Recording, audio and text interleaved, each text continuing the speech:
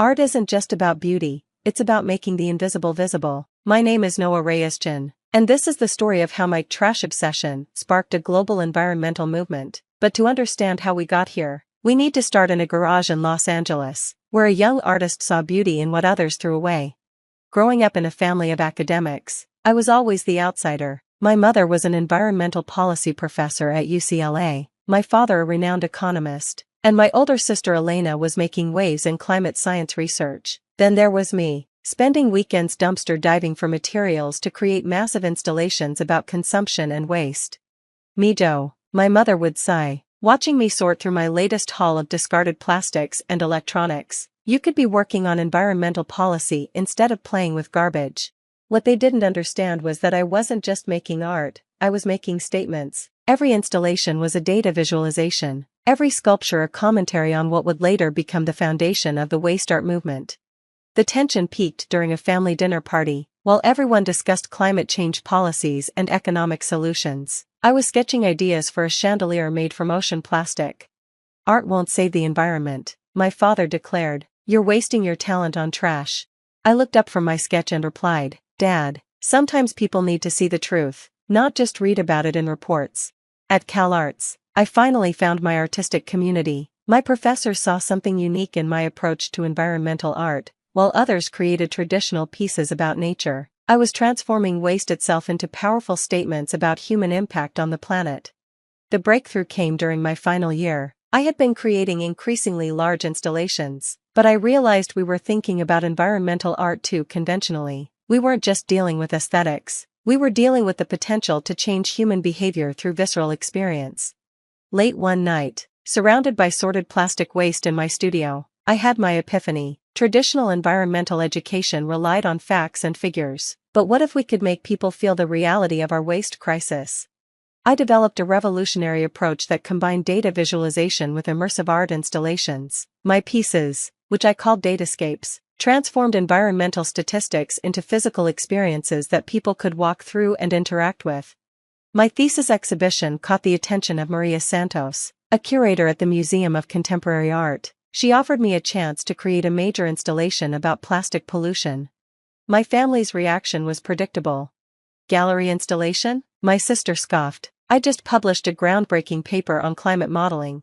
But I had stopped seeking their approval. Within months, I had transformed the museum's main hall into an immersive experience built entirely from ocean waste, my heart racing with possibility.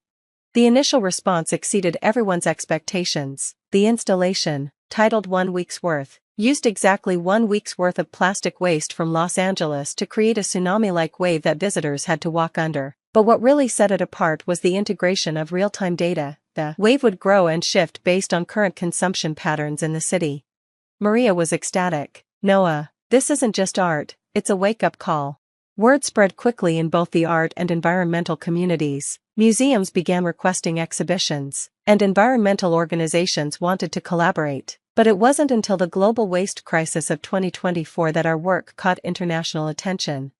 The crisis had overwhelmed waste management systems worldwide, leading to devastating environmental impacts. While politicians debated solutions, my traveling exhibition Mountains of Tomorrow, which recreated famous mountains using each host city's monthly waste, was changing public perception and behavior. UNESCO took notice. Suddenly, I was being invited to speak at international conferences, consulted by environmental agencies, and featured in global media. My installations were being commissioned for major cities worldwide, and similar projects were starting in developing nations. Yet my family remained skeptical. Art installations won't change policy, my mother said during one of our rare family gatherings. You could be writing environmental legislation by now. I didn't bother arguing. The results spoke for themselves. By 2025, cities that hosted my installations showed significant increases in recycling rates and decreases in single-use plastic consumption. The data was clear. Experiencing the reality of waste through art was changing behavior more effectively than traditional advocacy. Which brings us to today, standing at this UN climate summit, facing a room full of world leaders, environmentalists, and yes, my family, finally here to witness what their garbage collector had become. My aunt's dismissive comment still hung in the air, Noah's still collecting garbage. But as I looked out at the sea of faces, at the screens showing images of my installations worldwide, I felt only certainty. The cameras flashed as I began to speak. 20 years ago, a young artist believed that transforming trash into art could change how we see our impact on the planet. Today, I'm here to tell you that he was right. Environmental statistics aren't just numbers, they're stories waiting to be told, and we now have the power to tell them in ways that move people to action. I clicked to the first slide, showing the impact of my installations on public behavior. When traditional environmental education couldn't motivate change, we had to think differently. We stopped preaching about waste and started making people experience it.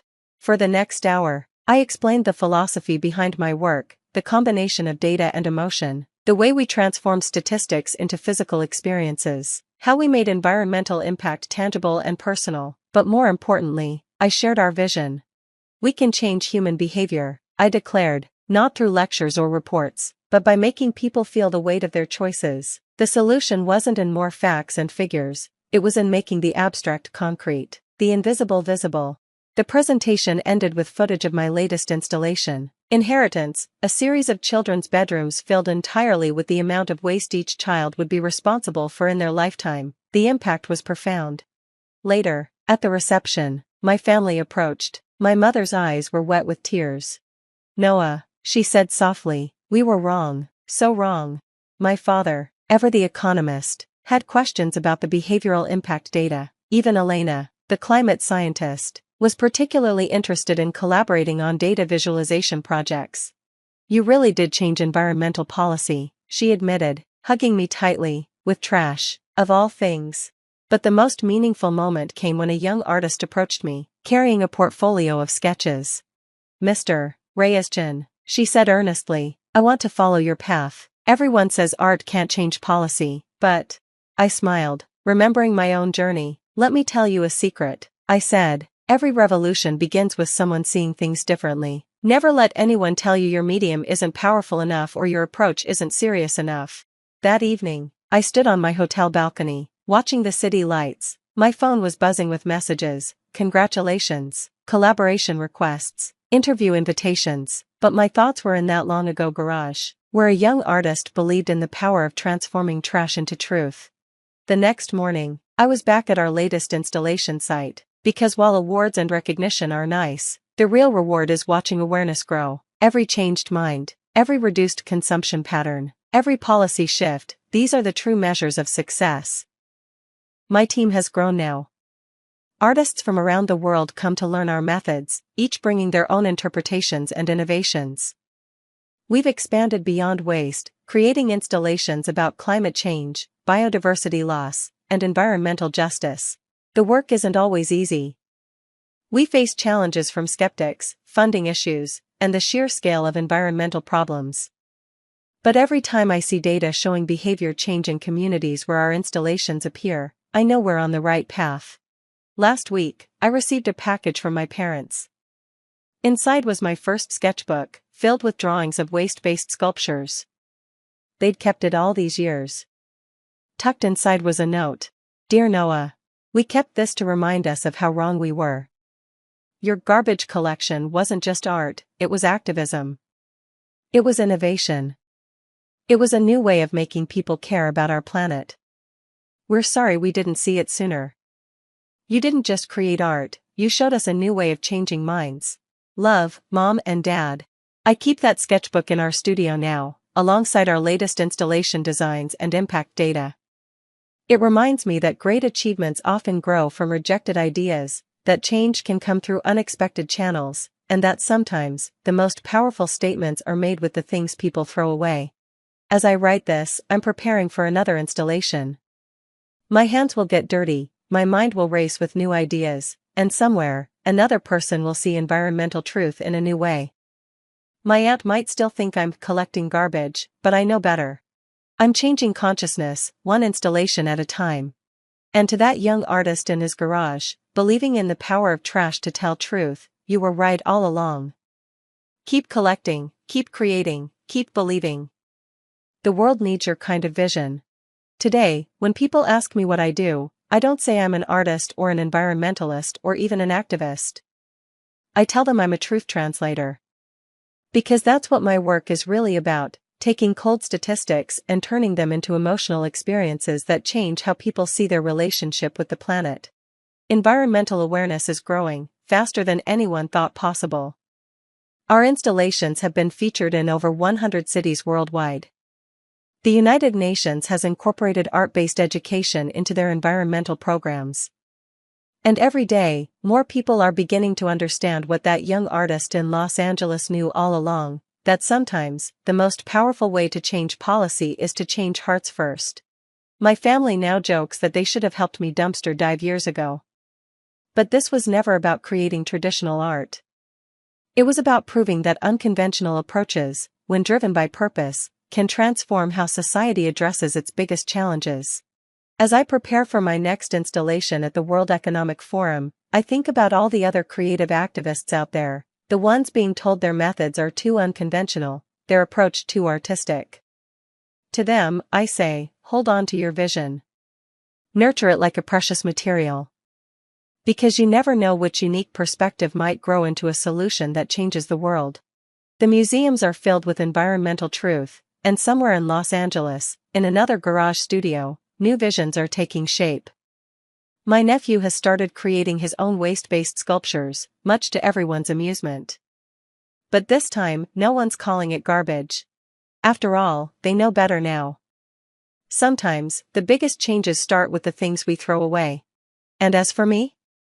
I'm still collecting trash. And I wouldn't have it any other way. 10 years have passed since that climate summit. The waste art movement has exceeded our wildest expectations. Over 200 major cities have hosted our installations, and environmental behavior metrics show lasting changes in communities where our work appears.